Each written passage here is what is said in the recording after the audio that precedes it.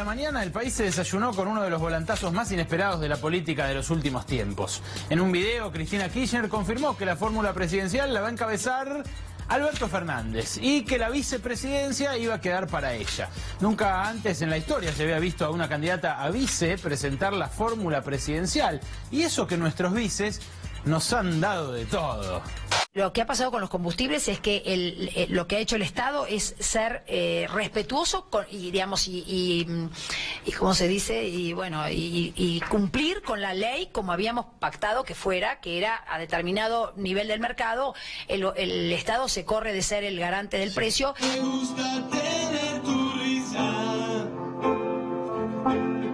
y tu mirada también. Pido perdón si me equivoco. Mi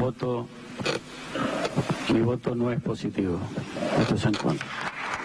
Presento mi renuncia indeclinable al cargo de vicepresidente de la Nación. Muchos interpretaron el gesto político como un paso a la unidad del peronismo. El panperonismo. Y para llevar también calma al Fondo Monetario Internacional.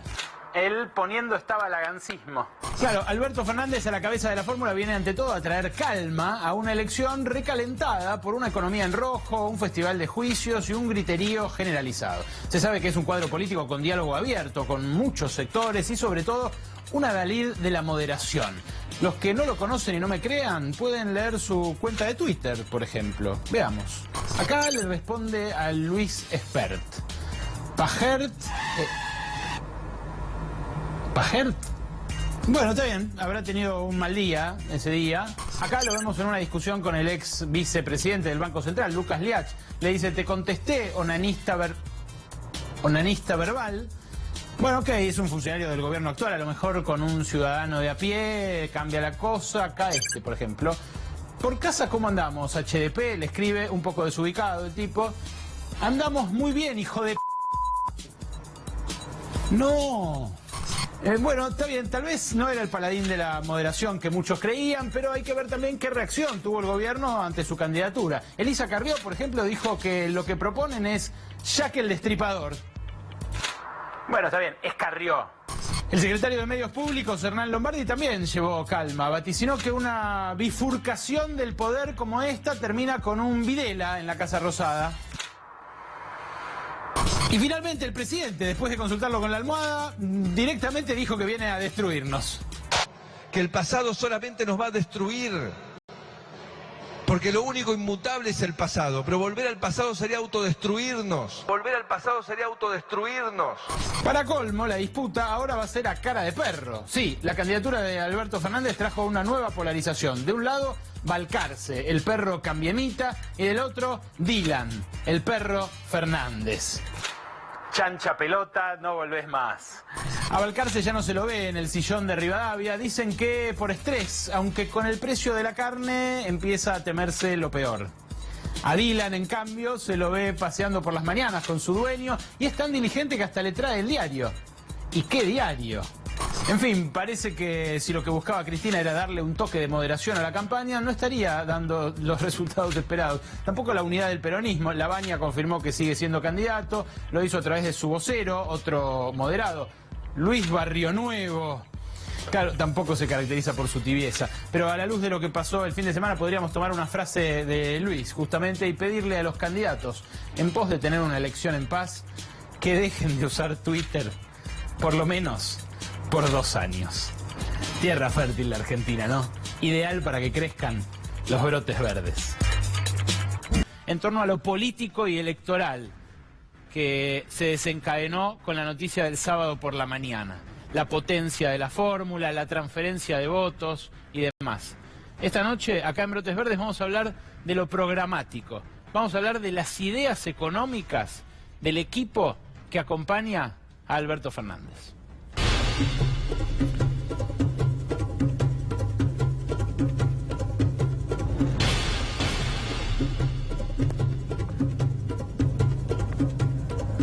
Hay 2 libros para hablar de las Albertonomics que yo recomiendo especialmente. Son estos 2 libros. Uno se llama Los 3 Kirchnerismos. El otro, Pensar la economía argentina.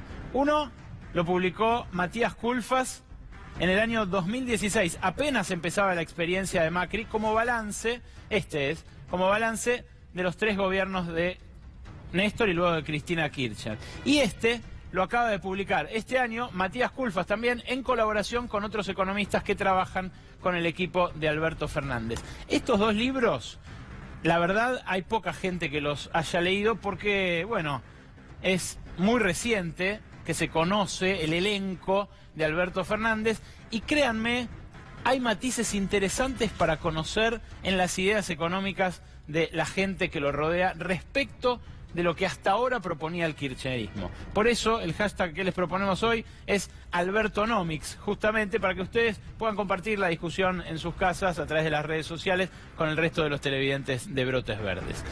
Los problemas de la economía argentina son muchos, los que va a dejar Mauricio Macri son enormes, son realmente muy difíciles de remontar.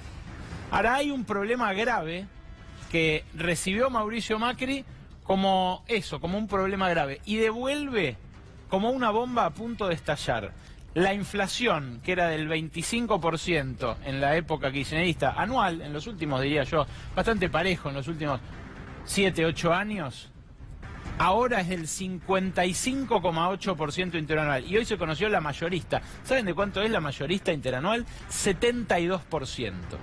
El equipo económico de Alberto Fernández incluye a Matías Culfas, que fue funcionario del área PYME primero con Néstor Kirchner, luego fue director del Banco Nación y gerente general del Banco Central, pero también incluye a Cecilia Todesca, a Ariel Yale, a Fernando Peirano, a un grupo de referentes económicos que vienen trabajando juntos y por otro lado una relación que tiene Alberto Fernández con Guillermo Nielsen, uno de los negociadores de la deuda, mano derecha de la Baña en el canje de 2005. ¿Qué dice este equipo sobre la inflación? En uno de estos libros queda clarísimo lo que planean hacer y cómo planean combatirla. Lo vemos en la primera placa porque allí primero comparto el fragmento de Pensar la economía argentina de este libro. Repito, lo que vos vas a ver ahora es, tratamos de parar la pelota para explicar qué medidas se pueden esperar de un eventual gobierno de Alberto Fernández. De vuelta, hasta acá se habló de si gana, si puede ganar, si el peronismo federal le va a transferir los votos, si Sergio Massa y demás.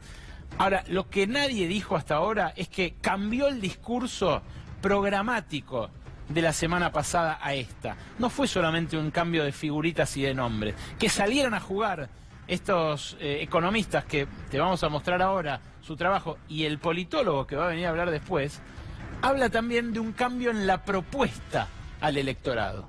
Y con la inflación, ¿qué dice Matías Culfas en el libro? La estrategia de desinflación debe incluir acuerdos sectoriales de precios y salarios. Tanto el tipo de cambio como la oferta monetaria deben seguir el ritmo de la desaceleración para evitar las apreciaciones cambiarias y la desmonetización de la economía. Esto en medidas, ¿cómo se traduce? Se traduce de la siguiente manera. No es lo mismo lo que proponen ahora que lo que se hizo entre 2011 y 2015. El primer matiz no es un matiz, es una diferencia abismal respecto de lo que se está haciendo ahora. La aspiradora de pesos, Matías Culfas y el equipo de Alberto Fernández propone apagarla. Que no haya más esta sequía monetaria que lleva a que se cierren comercios por todas partes, a que sea imposible pensar en sacar un crédito para capital de trabajo para una pyme. Eso no. Eso proponen que no ocurra más. Por eso decía, la oferta monetaria debe acompañar al crecimiento, el fragmento que les acabo de leer. Emisión para cubrir déficit, como se hizo, por ejemplo, durante la gestión de Alejandro Banoli, lo rechazan estos economistas. Dicen que no van a emitir para cubrir el déficit, que está mal financiar el déficit fiscal con deuda, como hace Mauricio Macri, pero también con emisión de pesos. Y seguimos adelante porque lo que proponen respecto de los precios cuidados es potenciarlo y tenerlo como una herramienta de formación de expectativas inflacionarias por parte de la población. El programa de precios cuidados se desnaturalizó completamente bajo el gobierno de Mauricio Macri, lo convirtieron en un paquete de ofertas para pobres. Lo que dice en su trabajo, en sus dos libros, Matías Culfas, lo que expresó Cecilia Todesca, lo que vienen hablando los economistas de Alberto Fernández es posicionarlo como un marco de referencia para que uno sepa qué vale cada producto.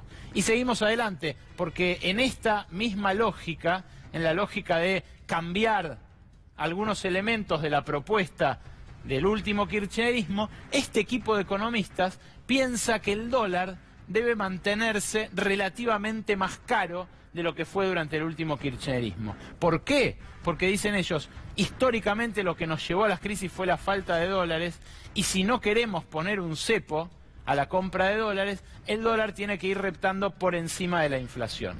Finalmente, las paritarias, ¿qué rol juegan en el esquema de contención de la inflación? Bueno, juegan un rol también en lo que piensa esta gente. Las paritarias no las piensan como paritarias completamente libres.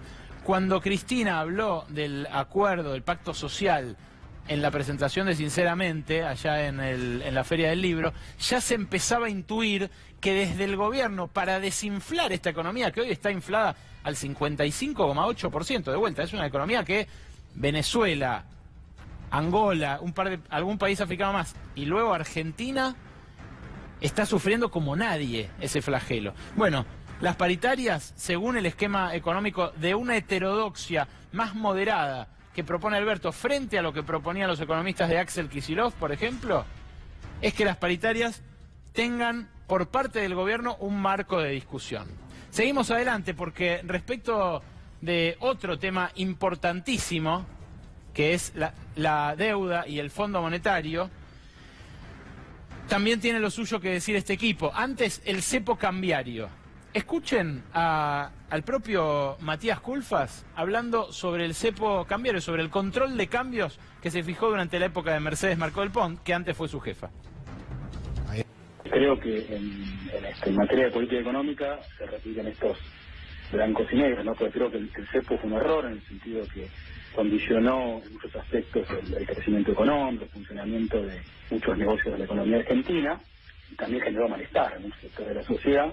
Ahora, lo que hizo Macri después, con esta abrupta y total liberalización financiera, también fue muy terrible, está peor. Esta es la tónica general del equipo económico de Alberto Fernández. Lo de Macri con la apertura financiera, descontrol monetario y luego aspiradora general de pesos fue un desastre, una calamidad, un estrago, lo que llevó a esta crisis realmente grave que el próximo gobierno va a tener que administrar.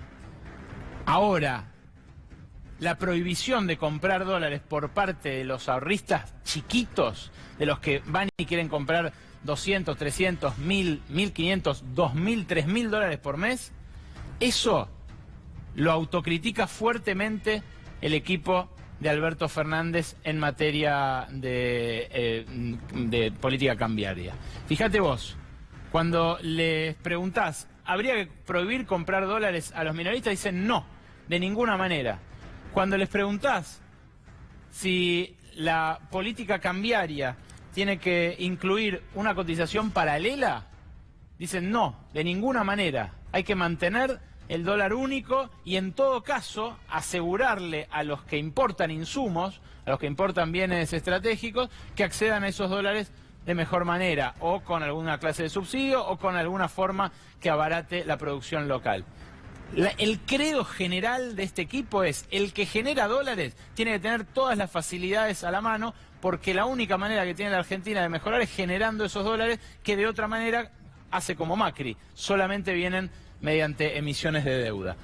Y acá viene la parte del control que propone el equipo de Alberto Fernández. Lo que hizo Macri y básicamente Federico Sturzenegger cuando asumió fue levantar todos los controles que en países como Chile existen desde hace muchísimos años. Por ejemplo, que los exportadores tengan que liquidar las divisas que generan por lo que exportan de Argentina en el país. Esto los países capitalistas del mundo lo exigen porque es parte de que ese flujo de divisas luego se ponga a producir nuevamente en el país. Lo siguiente, que es el encaje a las inversiones financieras, también es algo que tiene Chile, por ejemplo. He puesto como ejemplo siempre por toda la heterodoxia. ¿Qué hace Chile? Si entra un dinero para hacer bicicleta financiera en su país, le exigen que se quede un tiempo. Ese tiempo, que es lo que pedía Roberto Lavagna, Él impuso estos controles en la época de Eduardo Duhalde, luego las mantuvo en la época de Néstor Kirchner. Eso es lo que evitaba movimientos bruscos como los que se llevaron puestos a Toto Caputo, a Federico Sturzenegger y quién sabe si antes de las elecciones también a Guido Sandleris. Insisto, de vuelta acá hay un abismo respecto de la liberalización total de Mauricio Macri, pero también un matiz respecto de la heterodoxia del último kirchnerismo. ¿Qué hacer con la deuda y con el Fondo Monetario? Lo dice Cecilia Todesca, otra de las economistas de Alberto Fernández, hija del actual titular del INDEC, de Jorge Todesca, y lo dice de esta manera. Los que vimos en la Argentina, a partir del 2001 para acá, sabemos lo que significa un default. O sea, un default es una situación extrema, una situación que viene acompañada normalmente de un quiebre del sistema financiero, y de un sufrimiento social enorme. Otra cosa es decir, bueno, me siento, y esto se hace incluso con los operadores del mercado, digamos, uno se sienta, ve el perfil de endeudamiento y dice, bueno, a ver cómo podemos mejorar, esto lo vamos a canjear por esta cosa, esto por otro, esto lo vamos a acomodar así, esto se hace todo el tiempo, y en esto lo escuché a Alberto decir, toda esta es deuda legítima que ha sido tomada por gobierno democrático, claro. y obviamente esa es una premisa de la cual nosotros partimos. Repito, estamos hablando de lo que dijo recién Cecilia Todesca, es extraído de una conversación que tuvo con nuestro amigo y compañero Iván Jagroski el domingo. Esto son los dos libros que hasta ahora nadie te reseñó, los dos libros del referente económico de Alberto Fernández, Matías Culfas. Este salió apenas empezó el macrismo, este salió este año. Y de ahí extractamos las diferencias en lo que propone ahora la fórmula con más adhesiones dentro del peronismo y lo que proponía hace apenas una semana. Hay diferencias sustanciales. Lo que decía recién Cecilia Todesca se emparenta con lo que me dijo ayer por radio Matías Culfas. El Fondo Monetario llegó para quedarse. Hay realmente una sola fuerza política que hoy propone romper frontalmente con el Fondo Monetario Internacional, que es el Frente de Izquierda. Resta que explique, a mi juicio, el Frente de Izquierda los costos en términos sociales que debería afrontar toda la población de una decisión de ese tipo y el aislamiento que sobrevendría después. Lo que dice Emanuel Álvarez Agis, lo que dicen estos economistas de Alberto Fernández es ese costo es demasiado elevado. Entonces, respecto de esas dos cosas, de la deuda y del Fondo Monetario, básicamente las medidas que podrían esperarse son estas que tenemos en la siguiente placa. Primero, los plazos. Segundo, el default. El default, dijo Cecilia Todesca recién, de ninguna manera. Lo mismo dice Matías Culfas. ¿Qué quiere decir de ninguna manera? Bueno, no va a ir a Argentina a decir no queremos pagar. Si los vencimientos de deuda de los próximos años... Bueno, lo escuchaste en el audio recién de Cecilia Todesca, pero además lo dijo Alberto Fernández antes con el gato silvestre cuando estuvo hoy más temprano. El default es una situación a la cual pueden empujar a un gobierno los inversores privados, pero el Fondo Monetario no declara un default cuando los países entran en mora. Lo que hace es cobrarle los intereses y el capital lo reprograma con otro acuerdo, con otro programa, stand-by o de otra forma. Ahora, respecto al Fondo Monetario, ¿qué decía Todesca recién? Bueno, esto, que hay que renegociar los plazos de pago. Claro, ustedes imagínense, Macri, esto es increíble, Macri recibió 57.000, va a recibir de los 57.600 millones de dólares que le dio Christine Lagarde, va a recibir más del 80% durante su mandato. Ahora, el próximo gobierno no solo no recibe ni el 20%, sino que encima tiene que pagar 47.000 millones de dólares de vencimientos, porque el programa es a 6 años. Entonces, el que no hable de renegociar los plazos le está mintiendo a la gente. Es imposible que la Argentina pague esos vencimientos en los términos que pretende el Fondo Monetario. Y acá vamos a algo un poco más profundo y más estructural. ¿Cómo planea crecer el próximo gobierno? Porque pagan los que crecen, los muertos no pagan, como dijo Néstor Kirchner en ese discurso de Asunción, que vale la pena revisitar ahora más que nunca, del 25 de mayo de 2003. ¿Qué dice de cómo crecer Matías Culfas? En otra nota que sacó ayer en la revista Anfibia, leámoslo con atención. No se puede apostar a una recuperación traccionada exclusivamente por el consumo o por el gasto público. Es deseable y necesario estimular una recuperación del salario real, pero este proceso deberá hacerse con sumo cuidado y calibración para evitar que la puja distributiva retroalimente los niveles inflacionarios. Acá ya hay un matiz fuerte, diría yo, una discusión tensa con lo que hizo y propuso Axel Kicillof durante su gobierno. Porque aquel programa era intentar disputar ese excedente, incluso al costo de que la inflación no bajara de ese 25% y que el dólar se atrasara, o sea que terminara siendo el dólar barato porque los costos en Argentina subían mucho y el dólar no subía tanto. Bueno, lo que dice Culfas es que no, que el salario real tiene que crecer de a poquito, como fue de alguna manera durante el primer kirchnerismo entre 2003 y 2007. ¿Y qué dice también? No se puede crecer solamente en base al consumo y al gasto público. Hay que crecer sobre la inversión. ¿Cómo se crece sobre la inversión? Prestándole al que invierte. ¿Más ajuste fiscal? No, no proponen más ajuste fiscal. Da la sensación de que con el que está haciendo Nicolás Dujovne, que es más obsceno del que fantasearía Christine Lagarde en su fantasía más alocada, bueno, alcanza y sobra. Maquinita para financiar el déficit, de ninguna manera, es lo que dice también Matías Culfas. No podemos crecer en base a ese gasto público financiado de esa manera, tampoco en deuda. Y finalmente, ¿por qué los salarios deben crecer con cuidado? Dice. De vuelta por la idea del pacto social que impulsó Cristina Kirchner en la Feria del Libro. De vuelta, estamos ante no solamente una moderación del discurso económico, sino también estamos frente a un recálculo de lo que se puede hacer en un escenario súper hostil, como el que va a recibir el próximo gobierno. Súper hostil que conocemos los que no somos parte de ese 10% de la población que no le fue mal con Mauricio Macri. Hay que ver en todo caso qué plantea en términos impositivos y de distribución del ingreso para compensar ese salario que crezca poco. Ahora lo vamos a hablar con Santiago Cafiero, que ya está en nuestros estudios, ya está sentado, ahí lo tenemos, al referente de la juventud albertista, uno de los hombres que preparó junto con Alberto Fernández las bases programáticas del llamado Grupo Callao, que venían, ni fantaseaban con que lo declararan candidato a presidente a Alberto Fernández, pero hace un año que venían laburando en propuestas. Y la última placa, finalmente, también habla sobre algo estructural. ¿Qué producir? ¿A qué se tiene que dedicar la Argentina? Una discusión que, qué sé yo, todos los países en algún momento se dan, ¿no? Asegurar la disponibilidad de crédito a costos reducidos para todos aquellos proyectos rentables, tanto en actividades tradicionales como especialmente no tradicionales. Esto que está en este libro, en Pensar la economía argentina, es la ruptura más fuerte respecto del macrismo. ¿Qué nos dijo Macri cuando llegó? Supermercado del mundo. La Argentina aprovechando sus ventajas competitivas estáticas. O sea, somos buenos haciendo granos, hagamos granos. Esto ahora cuando estuve en el Fondo Monetario me lo dijeron también. ¿Por qué Buenos Aires es tan grande? Me dijo un jerarca del Fondo Monetario. ¿Por qué Buenos Aires es tan grande? ¿Qué es eso de la sustitución de importaciones? Ustedes deberían vivir en el campo produciendo lo que saben producir. Granos, proteína animal, vacas, cerdos y no mucho más. Bueno, esto es lo contrario a lo que propone Matías Culfas, que dice especialmente las no tradicionales. Hay que financiar con créditos blandos.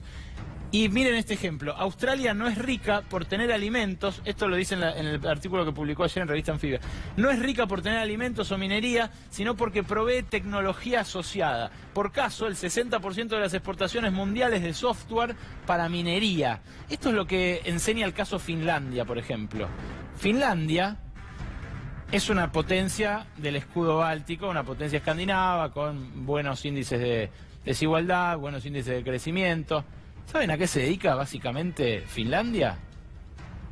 A talar árboles.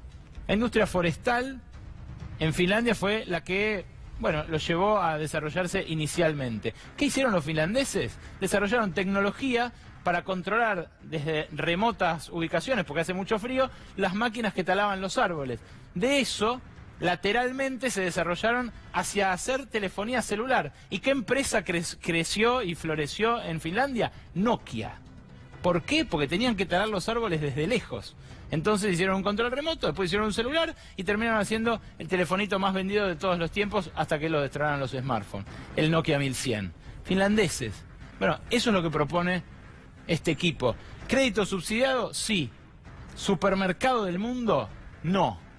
No confinarse a la actividad que el mundo rico considera estamos condenados a hacer. Repito, fueron algunas ideas telegráficas de lo que piensa y lo que escribió el equipo de economistas de Alberto Fernández, pero ya que hablamos de eso y tanto de economía, vamos a hablar con un politólogo un rato, que por supuesto también suele hablar de economía. Santiago Cafiero, gracias por venir. Gracias, Ale. Bien. Más o menos lo que hablaron en el Grupo Callao este año. No, a ver, yo creo que hay que poder separar dos cosas que son interesantes, que está bueno tener equipos que producen y equipos que piensan y que manifiestan lo que piensan y que se animan a escribirlo, digamos, ¿no? Eso hay que también disociarlo después de lo que es un debate que se da hacia dentro de un grupo, donde no todas las opiniones son iguales a las que refleja Matías o a las que refleja Cecilia, los economistas. Hemos armado muchas mesas de estas y se han dado muchas discusiones. Y después, por otro lado, bueno, lo que es Alberto Fernández, digamos que Alberto se ha metido en estas discusiones y también tiene miradas también distintas que comparte, y eso me parece que hace rico al grupo que hemos conformado. El Grupo Callao es un grupo... Pero ahora hablamos de eso. ¿Por qué puede entusiasmar, por qué puede enamorar más esta fórmula con Alberto Fernández a la cabeza que con Cristina? A pibes de nuestra edad, por ejemplo. No, a pibes de nuestra edad porque primero desengrieta, es algo que va a desengrietar a la Argentina. Alberto es un candidato que reúne todas las condiciones como para generar esos acuerdos necesarios, ese frente ampliado, pero no frente político, un frente social, cultural y económico ampliado para sacar a la Argentina adelante. Entonces, ahí es donde yo creo que Alberto Fernández despierta esa esperanza y esa expectativa. En pibes como nosotros, o no tan pibes, me presentaste como 40. Juventud. Está bien, pero está bien, Santiago. 39. Por eso, está bien. Y después también... Al lado de la dirigencia argentina, perdóname, pero pibe me parece que es bastante preciso. No, los pibes de la cámpora son también todos... Tienen 50 y pico ya. Sí, Me parece están que como... Bueno, no importa, entonces no los vamos a quemar. Y después otra de las cosas que creo que despierta Alberto Fernández es que es un hombre de Estado, es profundamente pragmático. Y vos necesitas pragmatismo para resolver una crisis como la que tenemos en Argentina. Digo, yo discuto con mis compañeros y con mis compañeras del Grupo Callao y nos interesa mucho. Ahora, después la práctica política es una práctica política que está inspirada también por el pragmatismo. Ideologizadamente, mirá el sesgo ideológico que tiene este gobierno, la cantidad de desregulaciones que hizo, todo porque tiene un sesgo ideológico muy marcado en la gestión, y cuando vos llevas tu sesgo ideológico a la gestión de lo público y metés la pata generalmente, y acá sucedió. Eso no quiere decir que sea una fórmula desideologizada o edulcorada o vacía. No, para nada. Nosotros tenemos un testimonio claro, primero en lo que ha sido los gobiernos que hemos integrado, y después fundamentalmente en lo que es el testimonio de la militancia de Alberto Fernández, que es un hombre que siempre ha estado acompañando a la industria nacional, que tiene una mirada de desarrollo económico sostenible. ¿Qué decís a los que te preguntan si va a ser una marioneta? Si asume condicionado, si asume con algún pacto secreto. No, me parece que es bastante... Que entra en la dinámica de la discusión interna, quizás si eso lo dicen algunos miembros de nuestro partido, y después cuando se editorializa sobre esto, la verdad que cuesta creer, porque Alberto Fernández pasó de ser hace una semana el que la maquillaba a Cristina y la hacía ver como si fuera Blancanieves, ¿no? Una Cristina buenada, producto de este tuneo que le hacía Alberto Fernández, y ahora pasa a ser, no, todo lo contrario, el que va a estar manipulado por Cristina. Bueno, eso no es así, no ocurre así. Nuestra fórmula expresa un equipo que tiene fuertes convicciones y valores que los unifican, pero que bueno, que lo primero que hace es ponerse a disposición de la democracia interna de nuestro espacio político, del frente político que vamos a constituir, y en última instancia a disposición de los ciudadanos y ciudadanas, si nos acompañan o no, si nos dan esta nueva oportunidad para dirigir los destinos del país y sobre todo para, vuelvo a insistir, nosotros estamos ante una crisis, necesitamos también un perfil de alguien que pueda resolver este grado de crisis. Y esa crisis se resuelve, insisto, con una lógica pragmática, porque nosotros podemos escribir libros, generar artículos, que es lo que hacen los grupos de pensamiento. Quienes militan en el campo de las ideas, es la forma de expresarse, a partir de documentos, de posiciones. Ahora, quienes militan en el campo de la acción, de la práctica política... A veces no tienen tiempo. No tienen tiempo y tienen que resolver con lo que hay. Y entonces... Esta tensión es una tensión histórica, digamos, en cómo se conforman los equipos de gobierno, ¿no? Entonces siempre después se revisan y dicen, bueno, pero fulano escribió tal cosa y ahora después hizo otra. Bueno, Fernando Enrique Cardoso, mirá, ahí tenés un ejemplo de alguien que escribía un montón de cosas y después terminó haciendo otras, ¿no? Sí, claro. Totalmente lo contrario. Para pasar a temas que le preocupan a la gente, ¿para ustedes es un elemento que fue suficientemente atendido la inseguridad durante el kirchnerismo? Para nosotros, nosotros pensamos que primero, en algún punto, en el punto donde la agenda social es atendida por la política, ahí creo que sí, porque el kirchnerismo crea el Ministerio de Seguridad, entonces le da una envergadura a la problemática que estaban sufriendo, que se sufría, que era una problemática cotidiana sobre la inseguridad. Me parece que en ese punto el kirchnerismo, nosotros como gobierno, digo, actuamos bien, nosotros somos parte, digamos. Pero de también esa se habló cartera. de sensación de inseguridad en ese momento. Bueno, pero esas son quizás frases, quizás tienen que ver con apostillas que quedan, pero la gestión, hubo una gestión que trabajó fuertemente con el tema de la seguridad, que incorporó el tema y que generó políticas públicas para intentar resolverlo. ¿Lo resolvió? No, no lo resolvió. ¿Ahora se puede resolver? Lo que pasa es que resolver el problema de la seguridad no es solamente poner más policías en la calle, que es importante. Lo que también tenemos que dar, como dice Alberto Fernández, es tener una visión de construcción de expectativas también. Y por último, con la justicia. Hay muchos que dicen... Respetar la Constitución. Alberto Fernández es un abogado, es militante político y abogado, las dos cosas, al mismo tiempo. Es profesor de Derecho, de la Facultad de Derecho de la Universidad de Buenos Aires. Puede tener lo mismo que quizás economistas o gente que también milita en el campo de las ideas. Puede tener posiciones desde el punto de vista de procedimientos jurídicos. Ahora, nosotros respetamos la Constitución. Y lo que nosotros queremos es que se respete la Constitución. Y que los juicios se hagan, los juicios por corrupción, por ejemplo, que se prolijen, pero que se hagan. Que se hagan, que se juzguen, que no tengan vicios para que después se declaren con nulidades.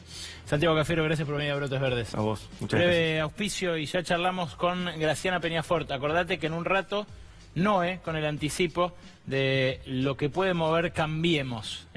Atención, después de la noticia del sábado va a haber otra, va a haber una réplica. Esa réplica todavía no lo conocemos, pero hay algunas pistas.